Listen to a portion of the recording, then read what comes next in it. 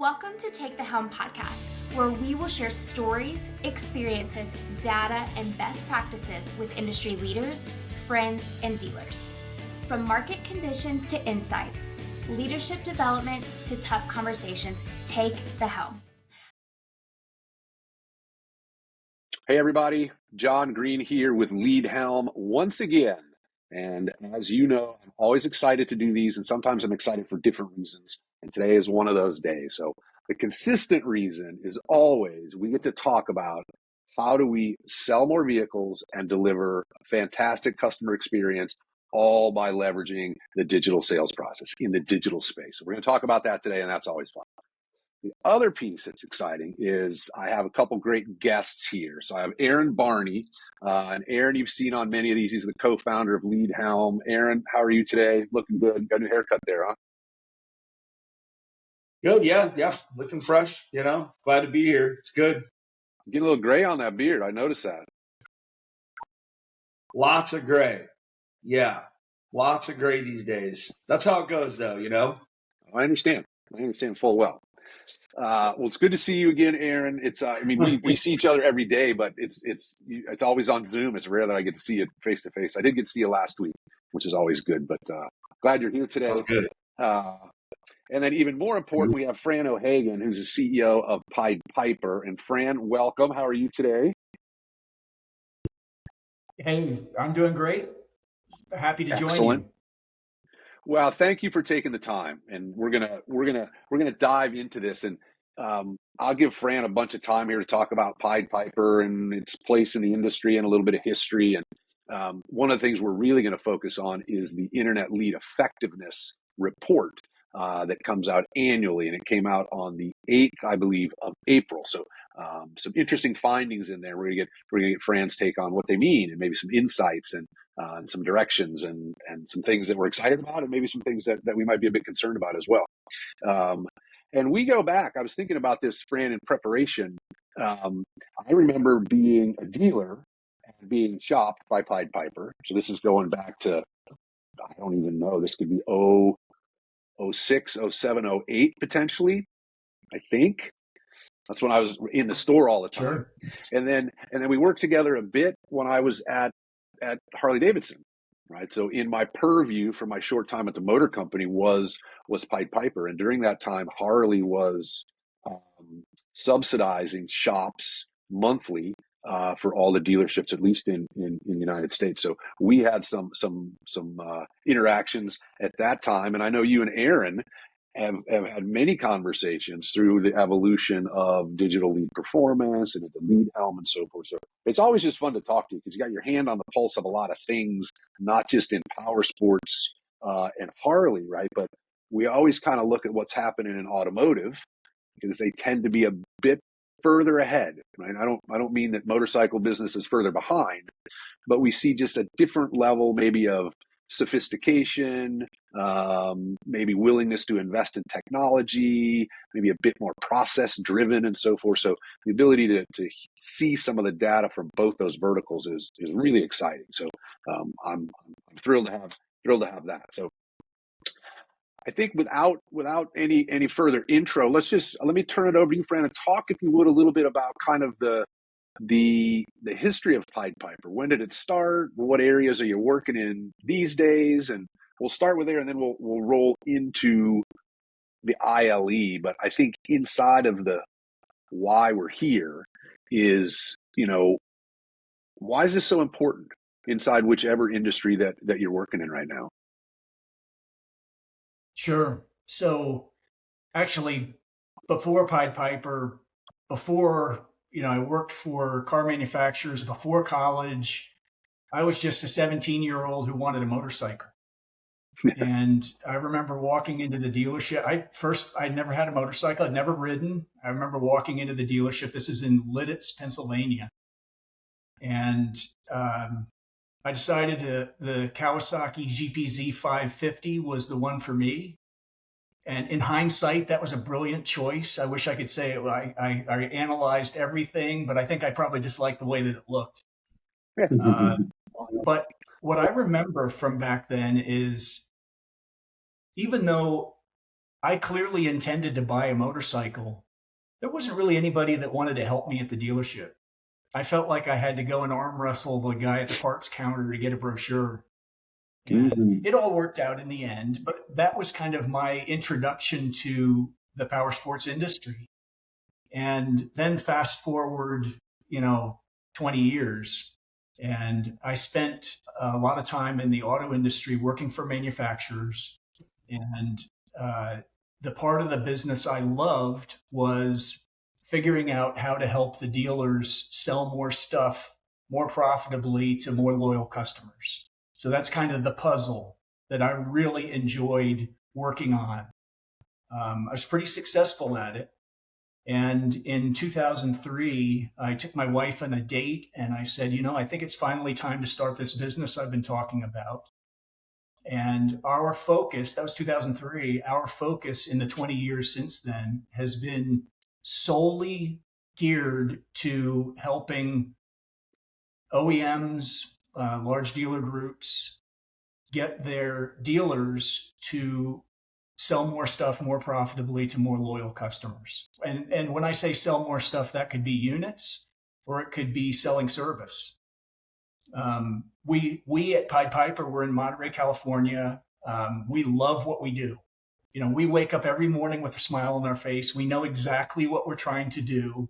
It's been that way for all the 20 plus years.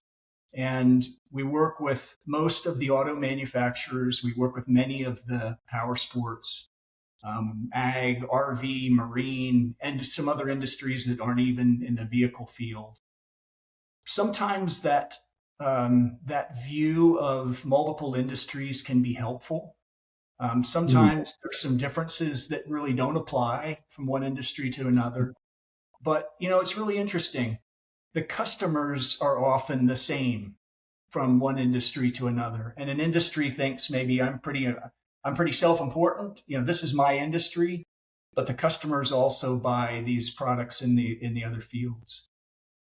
So the reason I point that out, a lot of the expectations that customers have don't come from power sports, or don't come from automotive, or don't come from ag or whatever it is. They come from buying dog food through Amazon or shopping for a house on Zillow or whatever it is. And if you think, those of you who have been gray in the beard, those of you who have been in the industry for quite a while, what an amazing transformation has happened. Yeah. And we at Pied Piper would tell you it wasn't the internet, it wasn't websites, it was smartphone. When the iPhone came out in 2007, that's really when everything changed. And it's been interesting.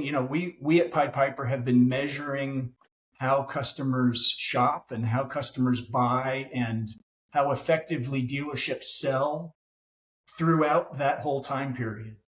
And it's been fascinating to see the changes. I'll give you an example. So back in 2008, the car guys, if you contacted a car dealer online interested in buying a car, 40% of the time you would get nothing. I mean, crickets, no auto response, no nothing, 40% of the time. And of course, that's completely changed. But the other change in that time period, the customer expectation back then, we track behaviors when it comes to web response. We track behaviors to web lead close rates. And it's pretty easy to follow the relationships. In other words, dealers who behave like this is how many units they sell from a certain number of web customers. Back then in 2008, for the car guys again, the expectation was that a dealer would get back to you in 4 hours. And by that, I mean, if the dealership got back in 30 minutes or 2 hours or 3 hours, it really made no difference in web lead close rates. And if you talk to any car dealer today and say, hey, is it important to respond quickly? They'll all say yes. And if they have sophisticated measurements and you say, well, how quickly? Like, is it worth it to respond within 15 minutes? And today the answer is yes. So it's completely changed. But we shouldn't get off track. If a power sports dealer were to say to us, oh, is it a requirement that I respond within 15 minutes to every customer? We would say absolutely not. We would say, if you're a small dealership, let's say there's one person selling or maybe two people selling, you're the guy that's responding to these web customers too. Well, there are going to be times when you're busy and you can't. And that's okay. You have a note from the doctor. I hereby give you permission. If you respond once a day, that's the bare minimum. If you're doing that, your life is tough at the dealership. You're working hard. You're understaffed, but you respond once a day. I say you're doing okay. It's interesting that it really is driven by customer expectation, right? What used to be okay, in 08 for 4 hours in the automotive side, if you're 4 hours in automotive today, you're probably last in terms of response time. The customers bought it. Right. He's already bought a car. Because they bought and they're pushing out. Customers are doing a bunch of research online first. Okay, so they're going to try to find brand and model and so forth, and let's just try to land on that first. And this goes across the board, regardless of vertical. And then I think that's kind of the research phase, right? And then they're going to shift at some point into what I would call kind of a shopping phase. Right now, I know what I want. Now I got to start to think about where I might want to go get it. So they're going to look at review sites and they're going to look at dealership websites. And eventually, based on all that, they're going to say, okay, I'm going to put some feelers out digitally, an online lead, a digital inquiry of some type, and it's going to go out to multiple rooftops. Okay. And at that point, the battle for that customer is being fought digitally today. Because at the end of this, they're going to pick one of those 3 or 4, and they're going to go there. And if they get a great experience inside, they're not going anywhere else. But it's the battle online that I think is fascinating on that. And so you still do, this is a personal curiosity question. You still do all of your shops are real people. They are. So you use real people that are putting in real leads and yep. Right. Yeah. If someone comes and visits us in Monterey, and I encourage you to do that, we can go riding. So you will see human beings sitting in front of computers typing away in the keypad. We do everything to be exactly the same as a real customer. There aren't any bots. There aren't any scripts. AI has problems today. Maybe at some point it won't, but today it has problems. In other words, there are tells that a real customer wouldn't do. So we act exactly like a customer. It's a pretty simple process. We go to a dealership's website. We look at their inventory. If it's on the website today, most of the times it is. We pick a unit and we ask a question about the unit. And the questions are similar to what typical customers would ask. Other than price, we don't ask for the best deal. But other than that, we ask pretty similar questions. Do you have it in inventory? Is it available in this color? Will you take my trade? Those sorts of things. Yeah. And we provide a new name, a new email address using the big email providers, a new local phone number. In other words, we're brand new to the dealership. And then we measure what happens over the next 24 hours. How quickly does the dealership respond to us by email, by text, by phone? And what's the quality of the response? What does it include? And we also measure, and as dealerships become more sophisticated, this becomes hugely important. We measure digital problems. We don't score them. We don't hold them against the dealership. But we let the dealership know really quickly when things break. Because, figure we carry out hundreds of thousands of these ILE evaluations across all these different industries. And we see all kinds of things. If I'm running a dealership, I just assume, hey, I have a website. Maybe I have CRM. Maybe the manufacturer has enterprise lead management. Well, we just figure, hey, it will always work fine. Or when my dealership sends an email to a customer with a Gmail account, it will always go through. It will never get blocked. It will never land in junk. But we see that things break all the time. And in the auto industry, we typically provide one evaluation per week. In power sports, it's typically less than that. Maybe it's two a month, or maybe it's even one a month. But for the car guys, we're definitely the canary in the coal mine for them, or one of them called it, we're the burglar alarm, to let them know quickly when something breaks. Because otherwise, the only one who knows is the customer, who thinks you're blowing them off. Right. Yeah, I think, now, and Fran, you talked about this before, over several occasions, but there comes that technological complexity in today, where we have sometimes 3 autoresponders responding before the dealer employee can respond. And then sometimes it works and it's fixed, and then there might be a shift in something when it comes to a CRM or because we'll see that we'll see an autoresponder come from the website. Now it's coming from the CRM. Then we've got it coming from an email, which is great. So it's something that I think you just said, especially with the car guys, you said you're doing them regularly. It's something you have to keep an eye on regularly, don't you? Because things shift so much. I mean, the complexity of that. It's just something you really got to keep your eyes on it, don't you? You do. And I mean, you think about it, some of our clients are, the largest of the auto dealer groups, who are, 10, 15, $20 billion companies or more even. And you figure, they think of the resources they have to devote to this, yet they still understand that it still breaks. And they understand that people go on vacation and get sick. And, we have leads going to this person, but their person's not there anymore. And the other thing is, it's crucial. I mean, you think about it. This is the way, if you're selling vehicles, this is the way that you meet the customer today. You don't meet them when they walk through the door. You meet them when they go to your website, and hopefully they will interact with you. If you create a good website and make it super easy for them to interact with you, that's a step in the right direction. Otherwise, they'll just go to the website and look around, and they won't communicate with you. And then maybe you'll see them, or maybe somebody else will see them. Well, it's interesting that Aaron and I did one of these, I don't know, mid last year, and we were talking really about website and optimization and auditing a website, right? Do the links work, right? Are my lead capture tools functional on there? If a lead comes into that tool, does it really get to the CRM, or does it get into Lead Helm, or does it get wherever it needs to go?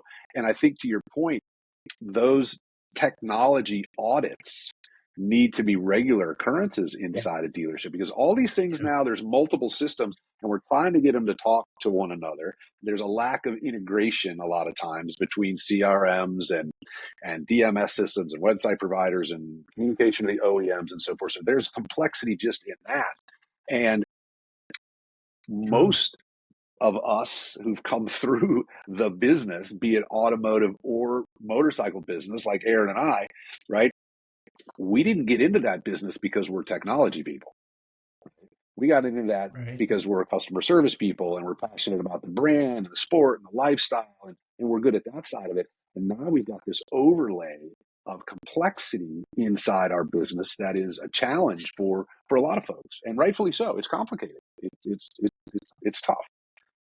All right, so it needs to be. Go ahead, Fran. I was just saying, it needs to be a tool. So if you're a general manager, don't be super impressed by all the technology. It's just a tool for you, and you're allowed to check whether it's working or not. Don't assume that, this is very sophisticated and I don't really understand it, and I'll just let it do its thing. No. This is a tool. This is your tool. You pay for it. Make sure that it's working. Another one is, if your leads come to your website, but they go back to the manufacturer and then they come back to you, make sure they're not being delayed. Make sure it isn't taking 3 or 4 hours before you actually get a lead. And it's something that came up this week. Yes. Oh, sorry, we got a little delay there, but go ahead. We're probably going to say the same thing, but go ahead. Yeah. Maybe I was. This week we had a web provider that had a technological issue when it came to the time change. So the leads were coming in, but the dealer wasn't receiving them for an hour because the time change, the timestamp wasn't correct when it came to the website. So, and there's all these things that, we see from our perspective, from doing case studies with dealers. And I think you see it, Fran, from, when you put all those leads out there and what comes back in. And I think what you said is exactly right, Fran. I think don't be overwhelmed. We're saying technology, complexity, and all these things. We're dealer guys. I mean, Yeah. You're right, John. We do this because we like to ride. We love talking to people. We love customers, and we love that aspect of it. And we love the energy inside the dealership. I mean, that's why we're all in this. You said the story, Fran, why you got into it. But, I think keeping it simple, stupid, right? I mean, just secret shop your own dealership, I think, is one of the best things a general manager can do, is just fill out their own lead form, use a number maybe that, your sales manager, salesperson's not going to pick up on over, but you can see that customer path so quickly, and some of those things that we talked about, contacting your web provider, and getting the time right, or maybe turning off an autoresponder and so forth. Some of that can be quite simple, but you don't know unless you actually feel it. Sure. Yeah. It's something we've just started to really focus on tracking wise, specific to what you talk about, right? At least from our, and I'm not pitching Lead Helm. I'd love for you to sign up for Lead Helm, but that's not the point right here. But we track inside of that system now, submission time for the lead versus receive time. Okay. So a lot of times if it's a lead form on a website, when the customer hits submit, okay, that's submission time, and received, they're almost the same thing. It's within the same minute that happens. But sometimes we have leads that will get submitted. It goes to the OEM, and 24 hours later, it comes into the dealership and it's received. And there's some discussion. People want to measure on submitted time. And I'm like, well, if the lead's not in front of somebody, how can we track response time, right? We have to look at it based on receive time. But so now we're starting to look at where are these lags and why might they exist, just to your point, because 24 hours, if a customer is expecting, because everybody talks about response time, the customer hits submit and expects to hear something, and it's a day, 25 hours, 26 hours, 27 hours, so forth, the impact on the customer is not great. So there's some insights coming out of that. I'm not sure we have it completely fleshed out yet. We're just really starting to look at it. Let's shift a little bit here. Let's talk about the ILE that has come out, and from your perspective, right? The data that you've shared, we obviously see some 24 information. We see about a 4-year trend and so forth. So, let me pose it this way: when you ran those reports, was it a surprise? I mean, you see the data a lot, but did you look at that and say, "Wow, that's not what I would have expected"? Partly. Partly. I'll tell you why I say that. So before COVID, so rewind the clock, and I think what life was like in 2019 and in the early part of 2020 before COVID. For the car guys, they had an initiative that was very young, it was just starting, which was digital retail. And not all the manufacturers did. There weren't very many companies involved, but there were some. It was already happening. And by digital retail, I mean a path where a customer can do everything without ever showing up at the dealership. They can shop for cars, they can get financing, they can get a value for their trade-in, and they can purchase the car and have it delivered even.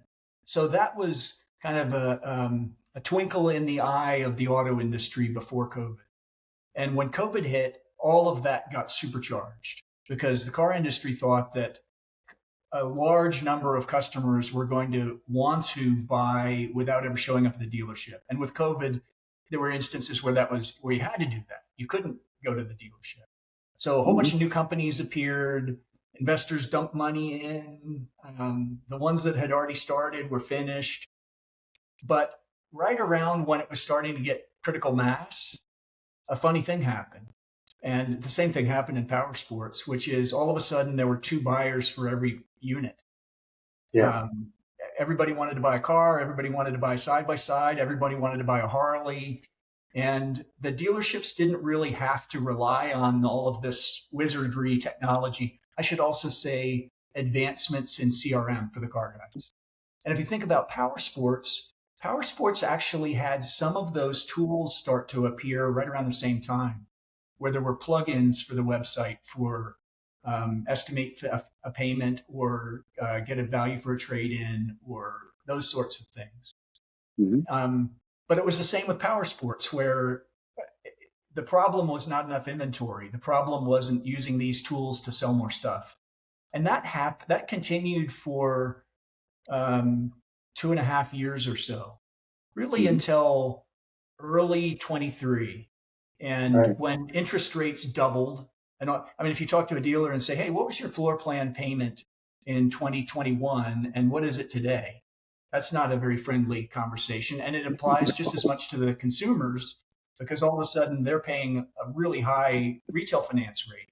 So it's double whammy. It hit the car guys, it hit power sports. The car guys responded by doing better at web response. So any car dealer, if we went to any car dealer and said, hey, is responding to web customers quickly and completely, is that important? They'll look at us like we're aliens. Like, what planet are you from? That's my entire business. So, and in the auto industry, when things slow down a little bit, those are still hugely profitable businesses, the dealerships. They're making a lot of money still today, not as much as they were in 2021, but still very profitable. They haven't had to lay off a lot of people, haven't had to cut back. So if you look at the ILE scores of the typical car dealers a year ago and today, they've actually improved substantially. They're doing a better job today than they've ever done, which isn't to say they're perfect or even on average good. There still are plenty of car dealers who struggle with this part of the business. It's not easy. So now if you think about power sports, everybody was happy in 2022, 21, 22. And if you think about the people who were selling, either on the floor or responding to web leads, many of them never worked in power sports before COVID. They figured, hey, this is what it's like to sell motorcycles. Yeah. And then all of a sudden, there weren't 2 customers for every bike or side by side. There were 2 bikes or side by sides for every customer, and you lost a lot of those people, and you lost them either because they couldn't make as much money and they left, or because the dealership had to cut back. I would tell you that the decline in web response performance in power sports is tied mostly to staffing. It's just hard. You figure if we're a small store, car dealerships don't work this way, but if we're a small power sports operation and let's say us 3 sell and we do round robin with the leads and one of us goes on vacation, there are only 2 of us all of a sudden and we're both tied up. We're delivering units. We're talking to somebody in the showroom.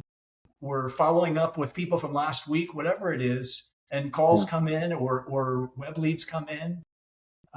You can definitely see how that would put stress on the response times.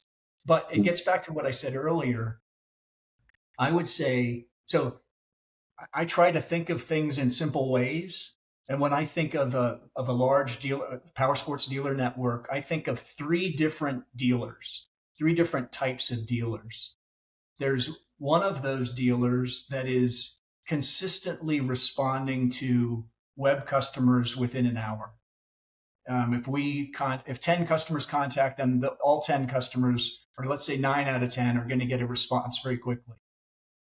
There aren't very many of those in power sports across the whole industry. Harley has more of them. For Harley, it's maybe 2 or 3 out of 10 are in that category where really they're doing everything right. They have the process in place. When somebody goes on vacation, it doesn't fall apart. So for them, if they said, hey, what should we do? Fran, tell me the next 6 months, what are my objectives for web response? I would say keep doing what you're doing, and also look at the little nuances in quality to make sure that you're following them. I mean, there might be some things you could add to your auto response that will make them even better. But otherwise, just keep doing what you're doing. It's not easy, I get it. So that's the first group of dealers. The second group of dealers, the ones in the middle, they currently respond consistently within a day. And that's, let's call it 50% of the power sports dealers out there. They have a process in place where they respond once a day. And they're the ones that I'd put my arm around their shoulder and say, you're doing what you should be doing. Keep it up. Well done. They're doing what they can do. For them, I would say, if they said, hey, what should we focus on? I would say focus on doing it faster when you can. So I get it. You can't, 10 customers out of 10, you can't respond in 15 minutes. That's not in the cards, or an hour. But when you can, it is worth it. It is absolutely worth it. So that's their charter. And then you have, call it 30, 40% of the dealers in power sports who don't currently respond within a day. And if we all could make a huge difference in power sports by snapping our fingers, that's the group we would change. We would make it so that, my quote is, don't go home at the end of the day with digital customers locked up in your store any more than you would go home at the end of the day with a physical customer still wandering around the store. You have to take care of them.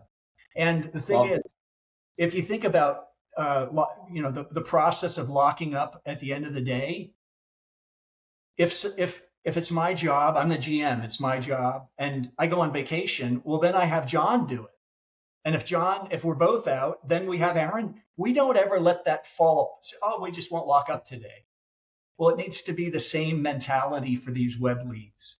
If John is the guy that handles web leads at the dealership and he goes on vacation, somebody else needs to do it. And once a day, it has to be religion. We always respond at least once a day. And the other thing is, in the old days, you could say, oh, well, I'm always going to just use email, or I'm always just going to call a customer. You can't do that. It does not work today. Might have worked 15 years ago. Today, if you say, I'll just rely on email, well, about a third of the customers you email will never see that email. They won't check their email, or it'll go into spam. And it's the same with calling. We Americans, we've gotten really bad about answering the phone. If you call me and I don't know the number, what am I going to do? Or if you send me a voicemail, how often do I check my voicemails? So the magic is, if you do both of those, you reach 96% of the customers. It's this great math trick where, hey, I may miss them on the email, but I'm going to get them on the phone. And of course, texting just makes it better. So, and there's some slick software that will text and say, hey, this is Fran O'Hagan. I'm going to be calling in a couple of minutes to answer your question. And it makes it much more likely that they will answer the phone. So that's another option. Yeah. Right. Yeah, I saw that in your, that the annual report around the why it's so important to text, call, and email. And you talked about, the customer is going to that path. That's where they like the text message. But a lot of people still answer the phone, and I saw that in your report. We're just seeing a lot less phone calls and more going to only text. So I think it's what you said there is important when you said it earlier, meet the customer they're at. It's also generational. I mean, I'm not 25 or 30 anymore, but if you talk to people who are, and you say to them, hey, how many texts do you get in a day? I mean, they'll tell you numbers that are frightening. So you can't count on just texting to work either. It works for many people. Us old guys, we may only get a couple dozen in a day. Mm-hmm. Yeah. There's so much in there. Right. I like your different levels, right? If you're within an hour, okay, keep doing what you're doing, but focus on the quality beyond response time. Okay, because a lot of times, for years, there's been talk around measurement-wise response time and ultimate conversion rate. And we haven't had as much visibility to all the things that need to happen between response time to get an appointment set, to get it kept in the showroom, and ultimately deliver that stuff. So that's the qualitative side of it that I think is fascinating, that a lot of times we either don't have that data, or we don't track that data, or even if we do, we don't really use that data to coach and develop and improve. So I think that's one side. The rest of it, though, is just the reality of business, right? If it's a day, okay, I get it, right? You've only got 3 people, one's on vacation. That's the reality. More than a day, to me, that's the area, right, that needs to be something. And what it comes to, really, because the variety of scenarios, we deal with them all the time, right? We got a small store, limited people, and we rotate, we hand out the round robin leads. Okay, we've got some that have somebody dedicated to internet leads. We've got some with centralized BDCs. Sometimes the BDCs in store, out of store, all those different scenarios. But what we see is, in any of those scenarios, the process is key. Okay, just like you said, we're not going to lock the door tonight until we respond to every digital inquiry that came that day. Okay, that's a process. People are going to come and go all the time. People are hard to find. Turnover's high, right? We had some statistics coming out of one of the OEMs on the power sports space. We were overall dealership in 2023. We were over 120% turnover. Okay. Right. And so to me, you would assume that technicians are probably on the low end of that, and salespeople are on the high end. Right. So some of these dealerships are turning over front end sales staff 2 full times a year. Okay. I need to have a process, and I need to have a training program to bring those people in and quickly get them trained up to execute the process, so we don't miss this. Because the thing that's here is the amount of opportunity that we're talking about is staggering in this space. It's not, if you don't look at it, it's kind of out of sight, out of mind. And when you do look at it, you're going to say, whoa, what have I been doing? Look at all this that's out there. And then we start to see the commitment, and it's the adoption of the belief and the process that, okay, this is a huge component of my business. I have to figure out how to get good at this. And there's a lot of ways to get good at it. Maybe if you would, there's a couple statistics in those reports I'd like you to just chat about for a minute. One is the percentage of leads that don't get answered at all. Okay, kind of ghosted. Mm-hmm. That's one. And then the other one is this magic number of scoring over 80 versus under 40, and the sales potential that you can tie directly into the ILE. So any comments on those or thoughts on that? To me, those are both big statistics. Right. So industry-wide, the ghosted number is 3 out of 10. So industry-wide, 10 power sports customers contact a dealership interested in buying a product. 3 of those 10 get no personal response, no phone call, no text, no email. They may get an auto response or may not, but no personal response. The over 80 and under 40, those are 2 super important numbers, because if you are a dealership scoring over 80, and like I said, Harley has a lot of them comparably to other brands, about 30% or so of the Harley dealers score over 80. Really means they're doing everything right. It means that they're quickly responding using multiple paths. If you think about it, the over 80s doing everything right. The under 40s, there's no personal response. There may be an auto response, but the dealership never responded to the customer's question. And if we 3 magically snap our fingers and turn a dealer from under 40 to over 80, on average, the dealer ends up selling 50% more units to the same quantity of customers contacting them through their website. And if you think about it, well, why wouldn't it be 100%? Well, because there are going to be some customers who say, yeah, you blew me off, but that KTM, I really want that KTM or that Harley or that Razor or whatever it is. I'm just going to drive down. But the ones who don't do that, the ones who say, or the ones who contact a dealership and they never get back to them and they just forget about it, or they say, we're going to take that money and go on vacation, or God forbid for the first dealer, they contact another dealer who does respond to them. There's something else super important, and that is, as the manufacturers get more sophisticated and as dealers get more sophisticated, if I'm a general manager, I may have a dashboard that tracks my web customers contacting me and measures whether or not I've responded. And you have to be really careful with that data. I have two thoughts for you. One is, if I'm a GM and my hair's on fire, if I had hair, I show up for work with the greatest expectations, and then the day takes over and it's chaos, controlled chaos. And if something isn't a squeaky wheel, it drops off the edge of the table. And that dashboard that I could go looking for, it's one of those ones that gets dropped off the table. But even worse, they can be misleading. And we've seen this, so that in the auto industry, every dealer has those dashboards. Every manufacturer has those dashboards. And there was a large privately owned dealer group out of Utah. They have about 75 or so dealerships, hugely profitable, hugely successful. But we measured all the large dealer groups 3 years ago, and they had an ILE score of 48. And they contacted us and said, you guys are full of baloney. Your data's wrong. You don't know what you're measuring. And we said, no problem. Here, you can look at the data.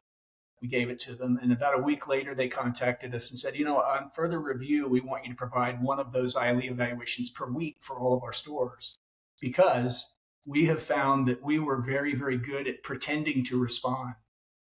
Our reporting said whether or not we had responded, but what we found was it was salesperson templates and auto responses, and we weren't actually giving the customer an answer to their inquiry. And the story gets better because within a year, this particular dealer group had improved so much that they're up near the top of their industry, solely by a flashlight shining on the roaches, showing them that they had a problem. Wow. I mean, it gives a true purpose to your why as a dealer, for why you want to improve those scores. And it's one thing to do it for the OEM and to look good on paper. And I think that's a little bit of, we tend to not, maybe that's not, what that example you were doing, what they purposely were set out to do. But if it's nice, John, we're on a lot, we talk a lot about this, right? But it's the customer experience and the journey they're on is one of the really key whys behind why you're doing what you're doing. I think you're really on the right path, and thinking about that customer.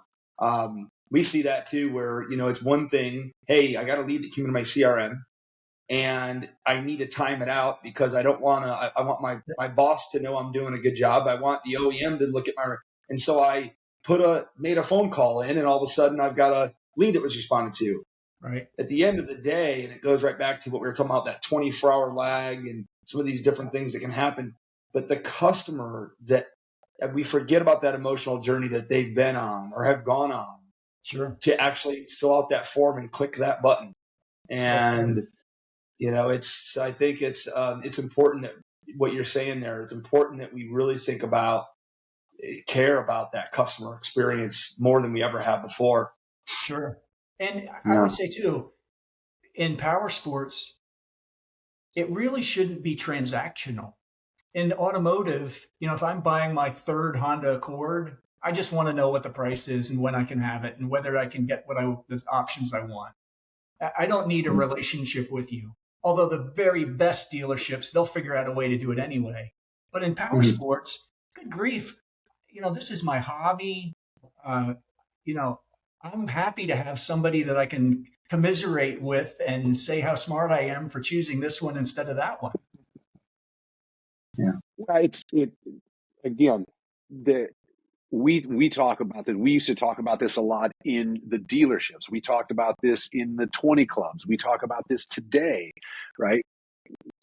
We in power sports, right? Unless you're unless you need to buy a bunch of side-by-sides because you're doing some ag work or something like that, this is a want-based industry, okay? It's automotive's need-based. We're want-based.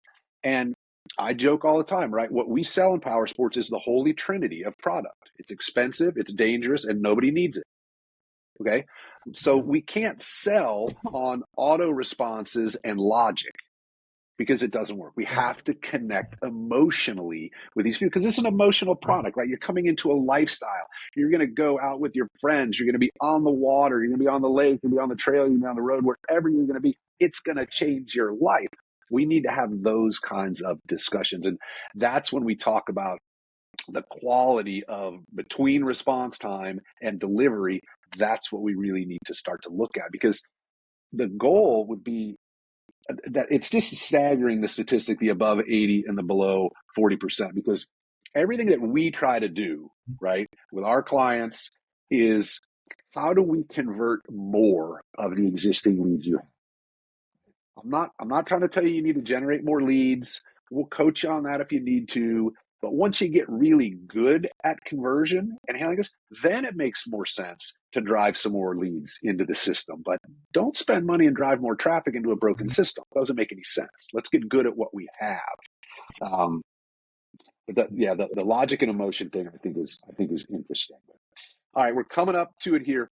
Last couple things, Fran. In addition to the different levels of the 1 hour, 1 day, and over a day, if you had a couple tips for a power sports or Harley Davidson or any vehicle dealer today as it relates to this, what would you suggest? What would be your words of advice for anybody that's out there right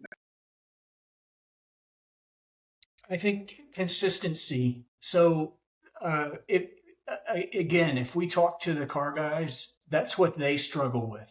So if somebody quits, goes on vacation, you have a new employee. If you think about something like round robin, or the leads going to a dead email, or some of the leads going to a dead email, and the only way that you have that consistency is by measuring what the customers experience. Otherwise, the customers are your guinea pig. So yeah, I would say consistency. So whether my objective is once a day, which is, as we've said, is absolutely fine. You have a note from the doctor that says that's fine. Whether it's that, or whether maybe at my store, maybe I have a big store, and maybe at my store I want within 15 minutes. I mean, there are some of those in power sports that consistently respond in 15 minutes. So the objective would be as consistent with that as you possibly could, or within an hour, or whatever it is. I'd say consistency is probably and as a general manager, again, we described how, my life is controlled chaos, and the web customers are invisible. And unless I have some mechanism to grab my attention, I may forget about it. I may just assume that it's working. And I can't do that either. I have to check. I have to go and look exactly what the customers are experiencing, and don't necessarily trust those dashboards. Yeah. No, I think consistency obviously is key. And to be consistent, you have to have a process. So we like that side of it. And I think that, for me, the takeaway on here, and what we continue to push, and I think all people are, is the opportunity is dramatic, right? The customers are dictating our necessity to meet them in the digital space. And those dealers that want to continue to be relevant and be successful and continue to grow have to transform and adapt to that, right? We, as the retailer, don't get to set the trend. The consumer sets the trend, and we need to follow the trend. And that's where they're taking us right now. So the good news is there's great tools, okay? So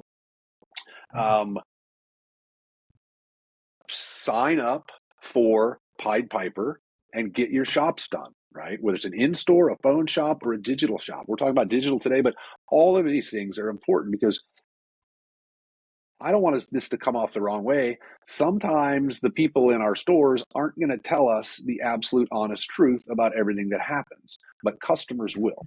So let's find out a way to listen to them. I'm not saying we've never had anybody in any of our dealerships that ever fibbed at all. So I think they exist, but we've never had any. So that's one. And then the other, if you need any help in any of this stuff, right? Lead Helm, we work with customized solutions for dealers inside the digital sales process, be it process or people or training or technology, all those things. You can find us at leadhelm.com. Pied Piper, Fran, thank you for the time. It's always, we have these conversations with you sometime, and it's like, hey, let's not bottle that, right? Let's share that with the public and the dealers in particular, because there's a lot, business is hard right now, and harder than it's probably been for a while. And if we can make a few little changes and capitalize on the interest that's literally sitting at the digital doorstep every day, business gets a little bit better and a little bit easier. But that's a big lift for some, but lots of resources to help. So Aaron, thank you. Always good to see you. Fran, always a pleasure. Let us know if we can do anything or you need anything. But again, thanks for your time today. And everybody, thanks for listening. Enjoy this. And until next time, thank you.